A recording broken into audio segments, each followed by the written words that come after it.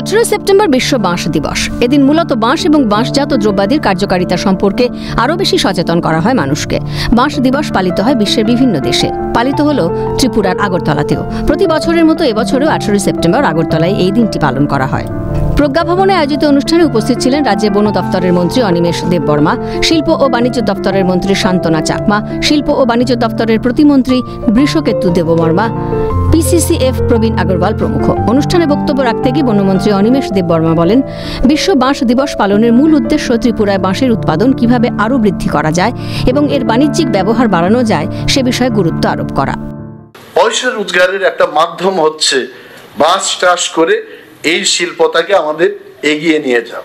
এই বাঁশটাকে কাজে লাগিয়ে আমরা রোজগার করতে পারি। That's the main theme of world bamboo day. তিনি আরও জানান, ভারতে প্রতি বছর প্রায় 25,000 কোটি টাকার বাঁশ ব্যবসার সম্ভাবনা রয়েছে। ভারতবর্ষের মধ্যে ত্রিপুরাতে সর্বোচ্চ বাঁশ চাষ হয়। বক্তব্য রাখতে গিয়ে শিল্প ও বাণিজ্য দপ্তরের মন্ত্রী শান্তনা চাকমা বলেন, সকলের সম্মিলিত প্রচেষ্টাতেই বাঁশ শিল্প আরও এগিয়ে যাবে। সকলের সম্মিলিত প্রচেষ্টাতেই ত্রিপুরার বাঁশ শিল্পকে প্রথম সারিতে পৌঁছানো সম্ভব।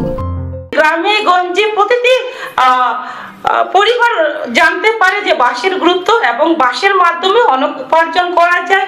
তো আমরা যদি কাজ করতে চাই তাহলে আমরা আরো এগিয়ে যেতে পারবো এবং আমাদের সরকার, আমাদের দপ্তর সর্বদাই আপনাদের সঙ্গে রয়েছে, আপনাদের সঙ্গে মিলে কাজ করবে।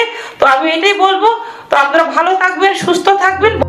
সব মিলিয়ে বিশ্ব বাঁশ দিবসে ত্রিপুরার আগরতলার এই উদযাপন বাঁশের গুরুত্ব সম্পর্কে মানুষকে অবহিত করা দেখে সত্যিই মনে করা হচ্ছে আগামী দিনে বাঁশ শিল্পে আরও অনেক এগিয়ে যাবে ত্রিপুরা, হয়ে উঠতে পারে বিশ্বমানের। ত্রিপুরা থেকে দেবাশিস বোসের রিপোর্ট, ক্যালকাটা নিউজ।